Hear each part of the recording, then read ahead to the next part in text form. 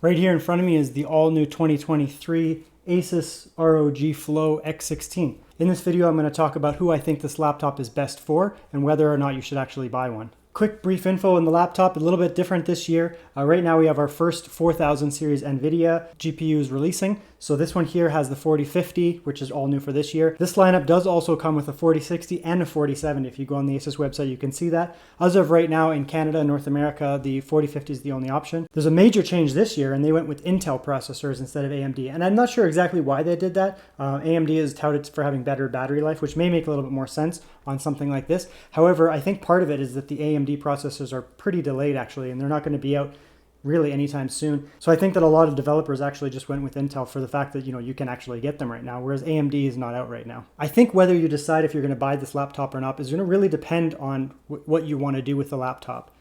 For gamers, this is an interesting device because it is quite thin. You can see there. It's a very, very thin laptop, especially for a full-bore gaming laptop. However, I think this laptop is also specifically designed to appeal to people who have more of a hybrid workflow. It does have the studio-based RTX 4050, which doesn't make a big difference. However, the whole design of this laptop really does speak towards a content creator or someone who does video editing, photo editing, that kind of thing, because there's a lot of benefits in here for that type of consumer. I've had people looking at my recent video that I just put out on this model right here. A lot of them are gamers and they're asking specifically about this, where can I get it and do I recommend it? Well, I don't necessarily recommend this specific model that's in my hands right now for gamers. The reason is this one here comes with a 4050, an RTX 4050 from NVIDIA. That is a significant upgrade from last year's 3050 and 3050 Ti.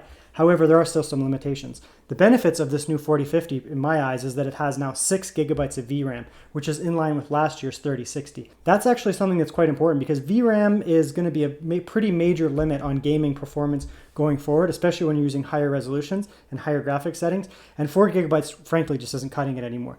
Bringing this up to 6 gigabytes, which is in line with last year's 3060, is going to be a major boon for people who are trying to play games on this. I've already found that most of the games that I've played on this, you can set the resolution up to 1600p and turn the settings up, and you're not going to hit that VRAM limit. It's kind of sitting around 5 gigabytes at most times. However, for someone who wants this form factor here and is a serious gamer who wants to be playing a lot of games at higher settings, I really think that you should move towards the 4050. It is a more powerful graphic processor, but I don't think that's the biggest advantage of the 4060 over the 4050. The biggest advantage of the 4060 is that it has 8 gigabytes of VRAM, which is in line with last year's 3070. Moving from 6 gigabytes up to 8 gigabytes is not just a minor upgrade when you go from the 4050 to a 4060. That can mean the difference between setting your graphics on, say, 1600p versus 1200p, or turning your settings from like a high setting or a medium setting all the way up to an ultra setting. If you're hitting a VRAM wall as a limit, you're going to see your frames just plummet right down. So with this specific model right here, the 4050, there are some games like Hogwarts Legacy, even Forza Horizon 5, where I wasn't able to max out the frame rate specifically because I was hitting a VRAM limit. I could see that the graphics processor was able to put out more frames. It wasn't hitting any type of limit there. However, I was hitting a VRAM limit. So I think for the average gamer, if you're going to be looking at this, for the average gamer, there are alternatives. There is the G16, which is going to be the same size, more or less, and it comes with base, I believe, with a 4060, and I believe you can get a 4070, but the base is a 4060. So for those people, you are getting a little bit more thickness, but it's a dedicated gaming laptop. You're going to get better performance out of that 4060. Right now, the price on the 4050 model right here of this specific laptop is the same as the G16 with a 4060. So you can spend the same amount of money and get the 4060. The 4060 is going to have better gaming performance than this one here. Of course, you can spec this out with a 4060, but then you're going to pay more money. I think for people who are looking at this laptop as basically a pure gaming laptop, I don't think it's the way to go, to be honest. Even from ASUS, there are better SKUs specifically for gaming, the G16 being one of them, or if you want a smaller laptop, there's the G14 lineup as well. But if you want a large laptop with a big screen, 16-inch screen, personally I would say the G16 is the better way to go. Some of the other benefits for gamers is that it comes with a 240 hertz screen, which is really nice. You're going to get that really high refresh rate.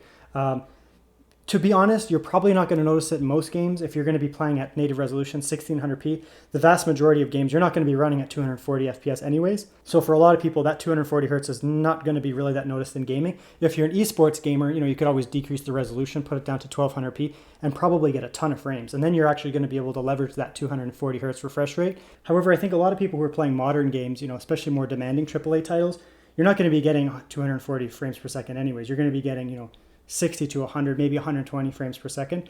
So a lot of that extra refresh rate is a little wasted for gamers. You can definitely notice the high refresh rate when you're on desktop applications, when you're scrolling, when you're doing that kind of thing, just moving the mouse. You can really notice it, especially because it's a touch screen.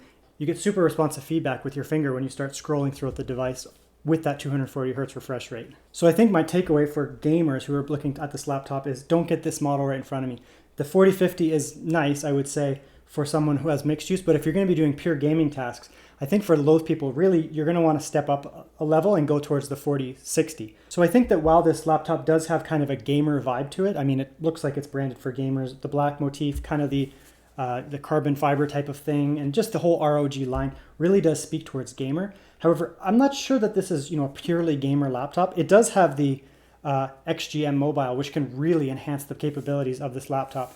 At that point, you can put in like a 3080 external eGPU and get killer gaming performance off of something like this. But I think for those type people, to be honest, the XGM mobile is a very niche product. I think for a lot of people, I mean, just buy yourself a higher end RTX 4000 series laptop. You can get a 4070 or a 4080 laptop for a 4090 laptop for much cheaper than you're going to spend buying this laptop and the XGM mobile. So now we get to the point of who I think this laptop is actually for.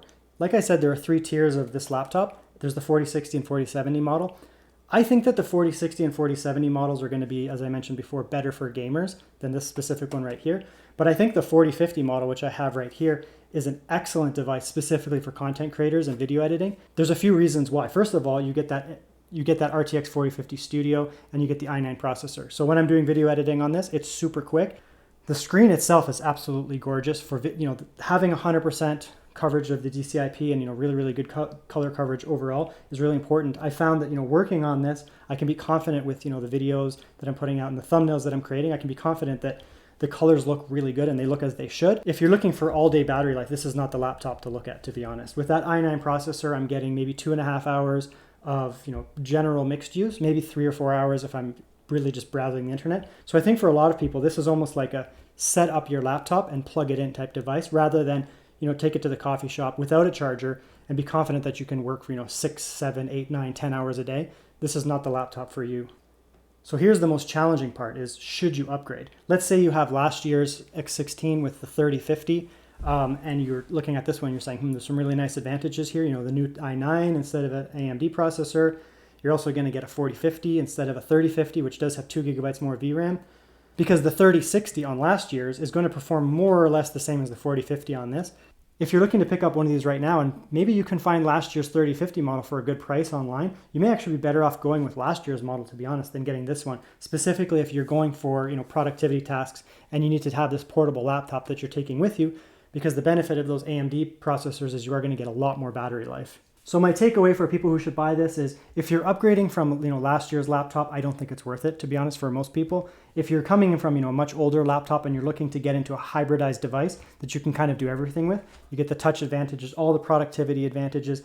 It's actually really nice because I can flip between different modes. I can go from gaming and then I can turn the game off, go right into productivity mode and have all those benefits as well. And then if I do want to take it with me, it is a really, really light laptop. For nothing for me to stick this laptop in a bag. And while it is 16 inches, so it is a big footprint like that, it's quite a thin laptop, not much bigger than something like a ThinkPad.